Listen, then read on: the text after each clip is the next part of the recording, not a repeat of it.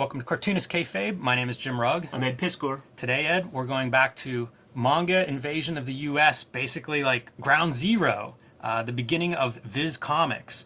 But before we do, let's get some plugs out of the way. Patreon.com/Ed Piskor is where I'm serializing my current comics project, Red Room. $3 to get you the complete archive. I have almost 2 issues live up there now, but it's going to keep going for quite a while, man. New strips every Tuesday.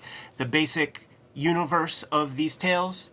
It's a place, it's a world where there are murders on the dark web for fun and profit, man. Throw down some money, have your requests processed like it's an OnlyFans cam girl website. Except it's murder and torture. I am plugging Street Angel, Deadliest Girl Alive.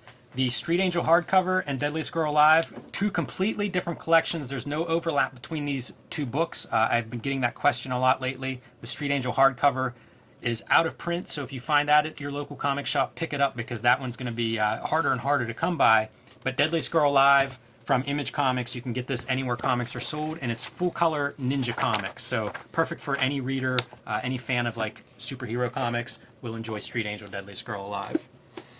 So the first thing worth noting here, man, is you see that Eclipse Comics company logo. Yes. So Viz had a little cup of coffee with a proper American comics publisher to kind of set things off. Really interesting concept, right? I mean, like, it seems really smart that you would show up into a new country, a new, kind of a whole new market, partner with somebody who's successful there in Eclipse. And I've talked to Dean Mullaney about it. From the beginning, everybody involved knew Viz's plans were to become an independent publisher here. So they went into this knowing it was a partnership and they were going to work together. And, Eclipse continues to publish manga separate from Viz after this. So really it was 2 interesting companies working together to bring manga into comic shops in the U.S. is probably the best way to say it. And it was a challenge, I would think. Like, how do you present this stuff that was published in some cases weekly in big chapters in phone books? It's a totally different market. They would be collected into books, as everybody knows. The manga system is kind of built around those book collections, and that just was not the case in 1987 in America. So how do we even present this on comic shelves? And you can see, they follow the comic book style format, but even in this case, these stories are built as big epics. And so if you were going to serialize these in a monthly American-sized comic book, it might take a couple years to put a volume of this out. That was not the norm. So they went bi-weekly from the get-go. Pretty bold. Yeah, super cool. And I think, and correct me if I'm wrong, but I think Lone Wolf and Cub came over first comics before this. It could be. And I'm not saying this is first manga in the me neither, US. but it's a part of my story. So that comes over. That goes over, man. And it sort of opens up the potentiality for more Japanese comics in the country. And I would love to speak with Mullaney myself, man, and ask a couple of questions, because these 3 titles off the bat, when you think of the American zeitgeist at that exact moment, this is perfect stuff. Because it's like, okay, so it's like Mai the Psychic Girl, X-Men is out. Stephen King with his psychic shit. Yeah, to me, this is part of that whole world of the X-Men world. My fit right into the X-Men. Yeah, The Shining, Firestarter, all that stuff, man. Ninjas are evergreen, certainly in the 1980s. And, yeah, so many ninja comics on the racks around this. And you just take just a quick look. It has the vibe of Lone Wolf and Cub. Yeah, if you're a Lone Wolf and Cub, if you're a store selling Lone Wolf and Cub, pretty easy to put this in that same customer's hand and be like, well, give this one a look. Yeah, and then this one, to me, it's like Macross, Robotech, Star Blazers, like all that stuff's on TV. So maybe you shot your wad with your licensing money with these, men. So you want to try to get some kind of robot action battle Gundam thing. I have the same kind of questions. Like, I was looking at this and it's like, what did they have access to? Like, what was the catalog that they had the licenses for? And then they would look at them and be like, all right, let's try these, because they are very different. And I think it's very different levels of success. In my mind, Mai is probably the biggest title of these 3 here in America. But, very, even possibly different audiences reading these things once a couple issues came out. Maybe at first everybody's interested in something different. people who gravitate towards something different. But I would bet after a couple issues, you've got your favorite, and who knows if you keep up with all three. Right. This one is the one that like leans and Area 88 we're talking about. It's the most quintessential Japanese comic in terms of art style. Like, you got your big eyes and all that stuff. With these ones, the proportionality, the sort of the character work, the page flow has an American, like, you can imagine it wouldn't be too big a barrier of entry for an American comics reader who's used to our kind of storytelling could get down with this. People would have a prejudice against like the big eye stuff, think it's for kids or whatever. Yeah, but the people who might dig it, the people who have their anime club at school. Sure, like it's definitely within that sort of model style. So I'm going to start flipping through and, we can kind of bounce around to some extent. Can we show this real quick, man? Yeah, so the art is Ryoichi Ikegami. Yeah. Which is same artist here. Yeah, who also did the Spider-Man manga, which I'm sure we're going to put under the microscope at some point, man. But I got to dust this off whenever possible, Absolutely. man. It's the 1978 issue of Popeye magazine, All-American Comics.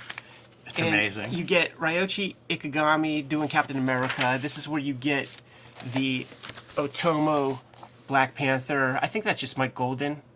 And this is a trace. This face is a trace off of John Byrne, and I don't know who drew that. Yeah. But a really cool document, man. This is one of the things I was absolutely on the hunt for when I... That's an amazing piece. When I went out there. It's a great score. Spider-Man's one of his first comics. It is, It's like 1970, and he writes and draws it, and thankfully Marvel reprinted a bunch of them. So, that's, as you say, Ed, one that we'll probably look through at some point because it's a pretty fun piece. Another one for him, and what I actually read before Mai, is Crying Freeman. Sure, yeah. Which is a Viz publication here in America, and I responded to the art. Yeah. Like I would see this artwork and just be kind of blown away. You mentioned like the manga anime stereotypes for art, big eyes and things of that nature. This was a much more natural kind of art style, and again, I don't know how they determine which books to publish, but it wouldn't surprise me if that was part of the thinking. Go back real quick. I bet you this is censored in America. I bet you that's different. Yeah, that sounds right. In the Japanese version, but the Kayfabe community, we're Man-Ben fans, and Ryoichi Ikegami, he has an episode, and he is unapologetic about leaning into vanity and beautiful things. Like, he casts beautiful girls, beautiful guys, muscular dudes into his comics. Says so on the cover. She is pretty. So on his episode of Man-Ben, because he's, now an older gentleman, he won't even let his face be seen, and it's drawings. He did about 5 different drawings of different expressions. So if he's laughing, it'll be like this, like, laughing face. I think it's worth pointing out this cover and how striking it is. I love this design. To me, this still looks good. I put together a full set of these maybe 5 years ago. They still look incredible. Like if this came out now, I'd be like, that's a good looking comic cover. Yeah, that magenta lettering is kind of garbage though. Yeah, it doesn't show up that well, but I think that title treatment is really strong. Yeah. And so she's waking up from a nightmare. I think it's funny to show the Mickey Mouse as part of her bedroom. But look at the this story guy begins really here. Yeah, this dude out of Central Casting. You really get a good look at him on the very next page. It feels like he's a bad guy. Exactly. like, and if you're not sure, put some shadows on his face. But it's like a James Bond type bad guy. Right, and this group is some shadowy organization, some international organization, and what they are doing is testing kids without their knowledge around the world to try to find who has this like psychic abilities. And they identify a very small list of people that are at the highest level, and of course Mai is going to be one of those characters. I think this out of these 3, I feel like this is the first issue that makes me most I'm on board. I understand the story. Agreed. And it's very tight. And I want to read more. Exactly. It's very tight. Easy to understand. Sets up the stakes. Sets up the main problem, and then you move forward. And usually, like manga usually does that pretty well. Can we go back real quick? Because this is like my favorite page right here, man, where she's just kind of like staring out into the distance during class, knocks that little acorn thing off the tree, but then just has it levitate.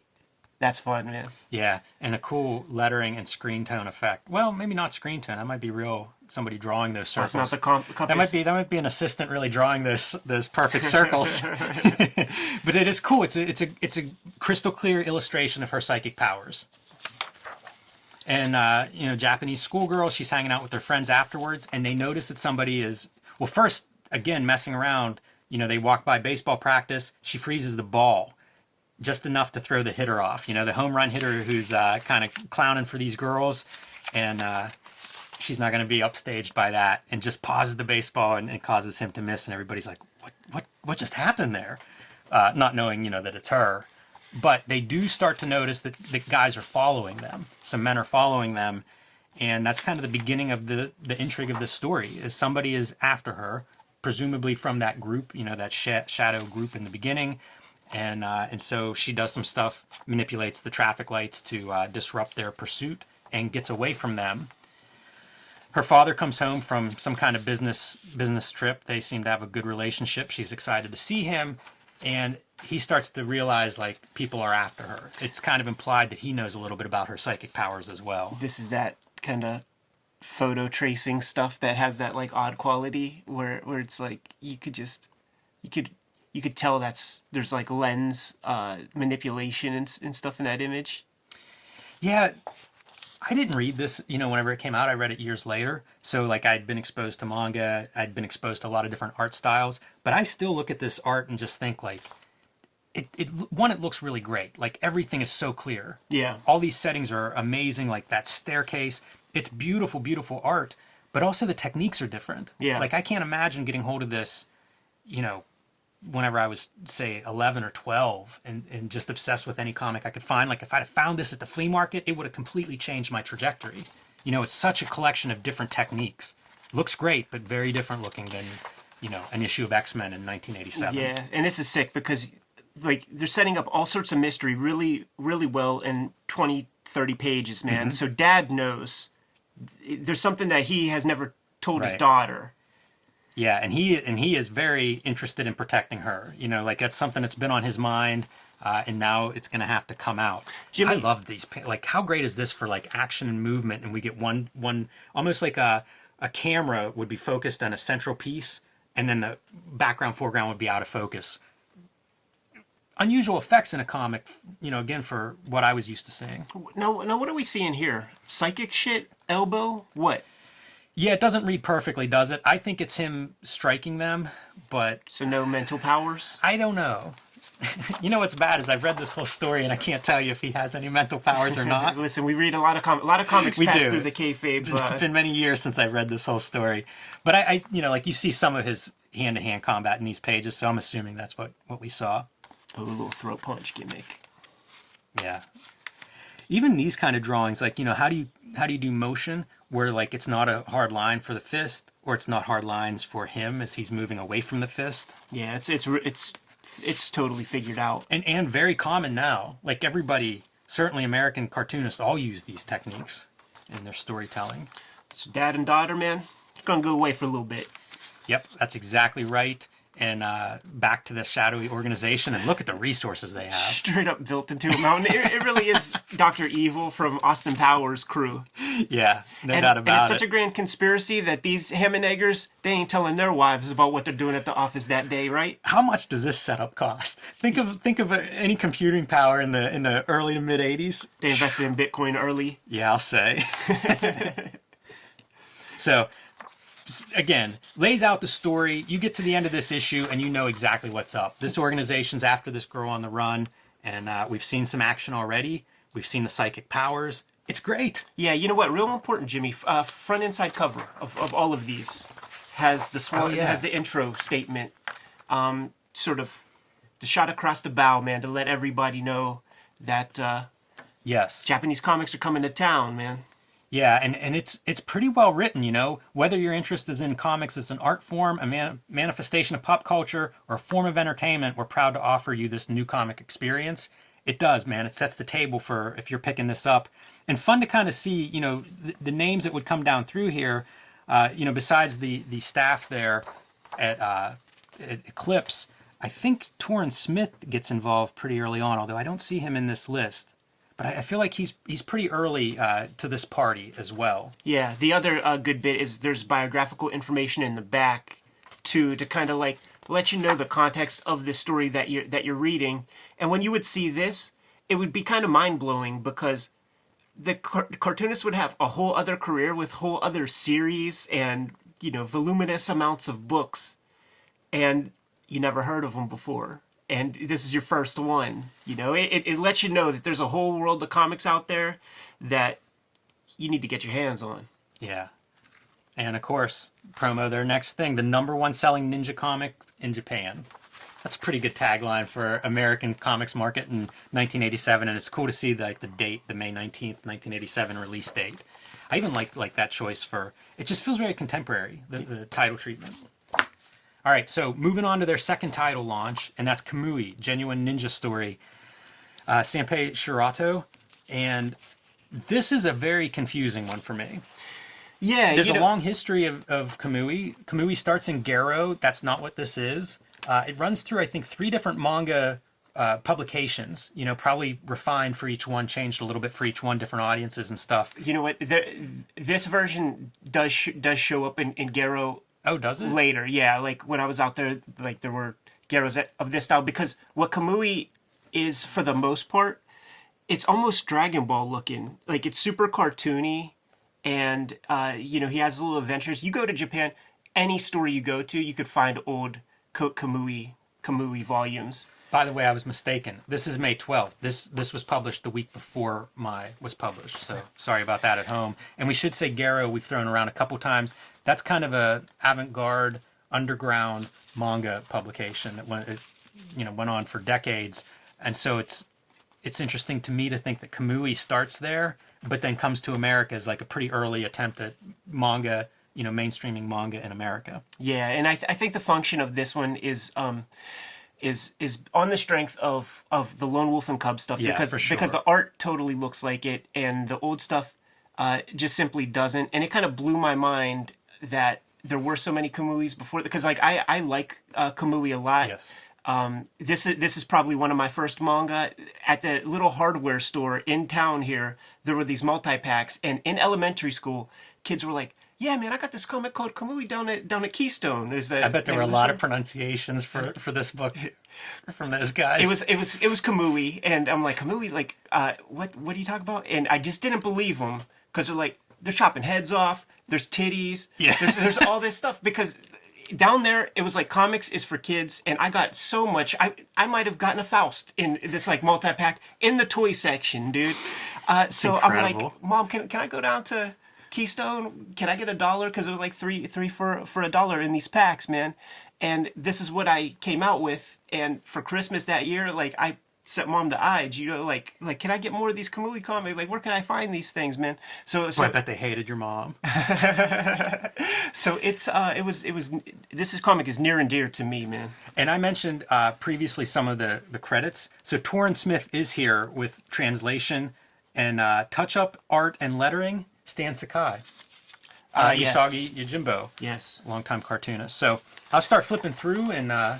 Yeah, so like off the bat, right? Like here's a proper kind of the Viz Perfect collection that will come later, collecting all of the bi-weekly Kamui books, right? And you see, like, we got a lot of pages right here, and then we got page 1 of issue 1, Right. About 64, 65, well, 72 pages into the damn comic. So it's essentially issue 1 is issue 2. And the only reason I could think for that would be that it's this like female character that is getting center stage in this first chapter more than Kamui is. So I guess that's the reason why like this has more Kamui in it or something. It's a know. confusing choice. Yeah. Like I read all of these this week trying to think of them as like, this is a first issue read. What's the Exactly. experience? And you do get a sense that there's a bunch of backstory in this that you don't get. Characters have histories with each other, but we don't know them. Yeah. It's a strange choice, I think, to start this way. When we get to this splash page here, like let's look at both of these, because there's going to be some textual differences because of the exposition that they put in here that lets you know firmly that this ain't the first comic. Yeah. All right. So the story in the beginning here is this feudal lord and his people are out hunting, bow hunting, birds, deer. Pretty graphic. And then the Lord, on page 2, he makes it known that his horse has this beautiful white hoof. Yes. That he just loves and is so amazing. So that can't last long. Yeah, he's an exceptional mount. He gives all the credit to the horse for the success of this hunt. Oh yeah, there it is right there, man. So you got to highlight that. All right, so he gives it to his servant to, hey, go groom the horse, get him some water or whatever. And there he is, admiring spotlight on the white leg. And what happens? An old school feudal Japan drive-by shooting. Yes, followed by an axe attack, and the white leg is separated. Yeah, and it's established a little bit earlier that like the white leg is like a fish lure. Like fish come by that thing, man. Yeah, this is a mystical beast that this guy maims. And for what? This is that stuff of like, I have no idea exactly who this character is. That's not Kamui, everyone. He's not out there just torturing horses. Right. Yeah, this is Kamui. Just Yes. watching the stuff. Yeah, and he's a ninja who has fled from his like ninja clan. So he's sort of A Ronin. Well, I don't know if that's Ronin, right? That's samurai. Oh, I don't know. But he's a lone ninja hanging out in the trees, and oversees this and kind of fends off the the feudal lord and his people once he becomes aware of what happened to his horse, wants vengeance. And so that's what the ninja kind of comes and basically saves the guy that killed that horse. I love the artwork in this, man. It's really nice, and you're right about the Lone Wolf and Cub. Like, if you are super into Lone Wolf and Cub, you probably want this in your subscription box. This is real cool. And I think it's on a previous page. They're finding like a blood trail, and it's Kamui just using like a dead rabbit to kind of throw him off the scent. Totally a ninja technique, right? Of like hiding your path or misleading them. Yeah, Love that stuff. it's good stuff. In later issues, there's going to be the glossary in the back 2-3 pages of this shit, man, and that's like how we all learn what the name of weapons are. So Kamui follows that guy, right, to his village? Yeah. This is actually kind of cool storytelling in a way, man, because it's like they're on this boat, and then you just see the super choppy water, and then you flip, and then you don't have to show it, man. Like, Kamui just washes up on shore. We know what happened to that boat. And this is the guy who had killed that horse. He finds him and is like, that's him. Yeah. What's he doing here? Did he follow me here? And so takes him back to his place, and that's where we see like there's history with one of the women here. Yeah, and she's all over this first sequence. And this issue like gets reprinted. This issue is printed. It's like issue 2 or 3. So Yeah, it's very peculiar. the one daughter's like super stoked to Yes. like share her body heat with him. Yeah, she's up for that.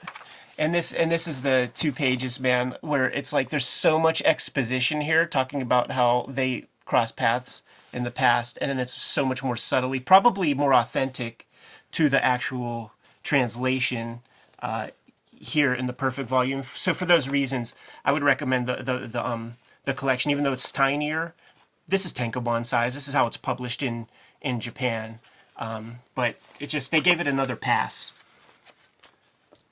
Yeah, and same as Mai is biographical information, about Sanpei Shirado's publishing history and what he's done up to this point.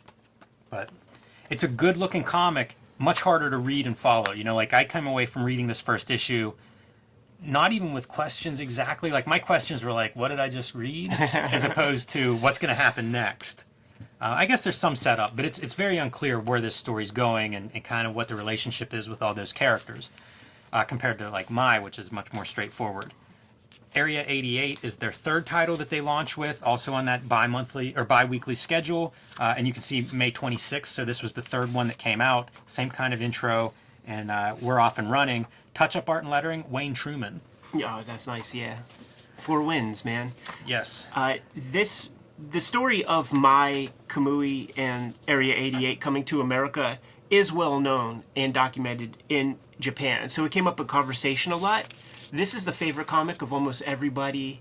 Of the 3, this was the favorite comic of almost everybody I spoke to when I was out there. That's interesting. This is plane warfare. These are mercenaries who are jet pilots in a war-torn Middle Eastern country. I can't. If you read the Wikipedia page, there's some question about when this takes place. It's early 80s, could be 82, 83, something like that. Depending on the plane models, it sort of creates some havoc with what is thought to be the time period. But I'll call attention right away. You see, I would guess this was color painted in probably the original publication. A lot of manga will have a few color painted pages in the beginning, and you can see, at the very least, they're washes that we haven't seen in the other two publications yet. But the plain stuff, it reminds me of just like, oh, that's beautiful, man. That's amazing. Reminds me of like, that was a history of American comics. You know, there was a subgenre of war comics that were all plain comics. You know, that was a big, alluring kind of romance. Their approach to this in this story, to me, it made me feel like video games, because it's like this guy has, you know, that you go on your missions. You chop down some planes, you get paid by the head. Looks like I made over $6,000 today. Yeah, there's a real economic part of this. Like, they buy their plane, they sign up for X amount of time, they buy the upgrades, the different bombs, defense systems, all the things, you know, money can buy. It's that part's crazy. It's such a weird part of the story. I'm telling you, it's like a comic book video game of Afterburner or something, man. Like, you know, you finish your mission, you go to that screen where you could buy new boosters and junk, and then you launch back into it. And of course, all of these comics, the protagonists are like the badass. Yeah, like nobody's a beta character. You know what I'm saying? Like, you always got to be the most badass and the most thrifty and smartest and all that stuff, man. So our little pilot guy here is just that. Like, they got this mission. You know, he comes back and it's established that he's a badass. Yeah. He's an ace. This is really great. We abandoned God and shook hands with the devil. We are the mercenaries of hell. That's pretty hardcore, man. But, like, look at his, like, emo haircut, man. You know, you don't look like Makes me think of, like, Top Gun. You know, this is a year after Tom Cruise comes out with Top Gun, the jet fighter porn. So I can see why they might, you know, it's successful in Japan. Tom Cruise just made a huge movie about it. And it's young guys, you know, exactly like you said, kind of badasses that are showing off the jet porn, man. Yeah, and you know, they're going to be setting up a new mission, and he's going to opt to not participate, which is going to you get fined. Yeah, he's going to get a fine for that, and he's totally okay.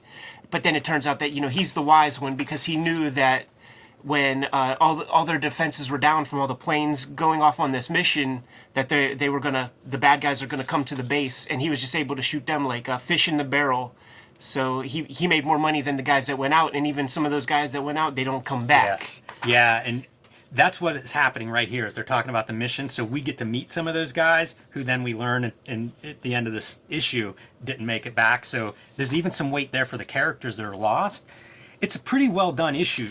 You know, it's kind of self-contained, even though it sets up this scenario where it's like, my understanding is this series just goes on to be missions. Like, each issue is a mission, and makes perfect sense. You know, it's episodic, and it's well done in this first one. It gives you some of the players and gives you the setting, and that's just it. Let's figure out what we can do with these guys now moving forward. But it's all set up, and you know, he is this smart badass. Him not going is because he doesn't have the defense system he thinks you need if you're going to go raid this base. It's a very dangerous mission, this first one. You know, it's so funny, dude. Just upon, like, you know, I read these things recently too in preparation, but it's only now that I understand, like, a third component to the triumvirate of these three. And this is a shonen manga.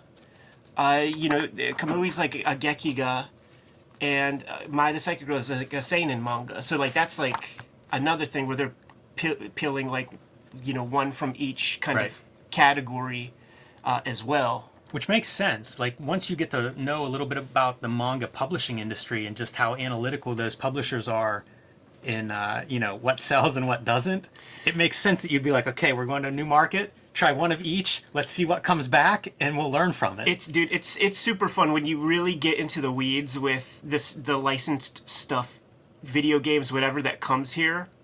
There is all this calculation about, like, well, can the Americans even accept? Is this dumbed down enough for the Americans? In a lot of ways, like, there are some good video games out there that never came to America just because They don't think that we could understand it.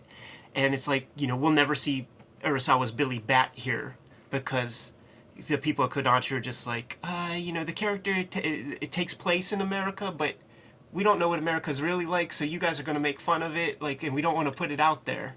Yeah, that's one to track down through scanlations. Yeah. You guys watching at home. So I had fun going through these, Ed. Amazing to think of the legacy of these books. One is Viz does break away. I believe before Area 88 concludes, Viz basically splits and is publishing it on their own by the end of that run. Does it come out in prestige formats when they're on their own? I don't know the answer to that. Okay. It's possible.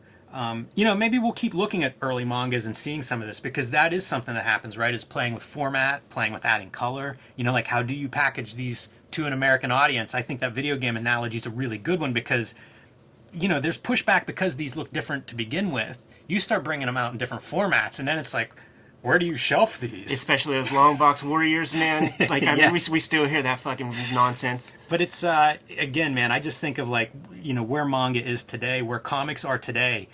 I don't know if we have American comics if manga does not help sort of revive them in the late 90s, early 2000s. Absolutely. In a huge percentage of the pie these days. So kind of humble roots, but pretty awesome too. And I love the idea that they are very different, these three titles. I won't throw away the idea of just doing like a Mai the Psychic Girl episode and deep dive in the whole story because I had a lot of fun reading that first issue. I have the run as well. It's been a million years since I read it, so it's like, why not dust it off? Yeah, that could be a fun one to reread. Kayfabers, like, follow, subscribe to the YouTube channel. Hit the bell. We'll notify you when the next vids are available. What you have in stores, Jim? Street Angel, Deadliest Girl Alive from Image Comics. Speaking of ninjas, it's a ninja on a skateboard. It's a superhero comic, full color, perfect for any age readers. And Plain Janes, another young adult title that is available wherever comics are bought and sold about a bunch of high school artists making street art without anyone's permission. Patreon.com/EdPiscor is where I'm serializing my Red Room comics project that I'm working on at this moment. It's for the early adopters because it'll see print in 2021, but $3 will get you the complete archive, and there's almost 2 complete stories up there right now as of this recording, but it's going to keep rolling out every Tuesday, new strips. The X-Men Grand Design Omnibus is out in the wild. It's completely out of our warehouses, so if you see it, scoop it up, and the Ed Piscor Studio Edition is going quickly, so if you want your hands on that, it's not going to be reprinted. We also want you to subscribe to the Cartoonist Kayfabe e-newsletter. There's a link below the video for that subscription. That'll keep you up with everything we do. Social media algorithms will not do that for you, so subscribe to the e-newsletter below. You can also find Cartoonist Kayfabe t-shirts and merchandise at the links below. Jimmy, give them one more set of marching orders. We'll be on our way. Read more manga.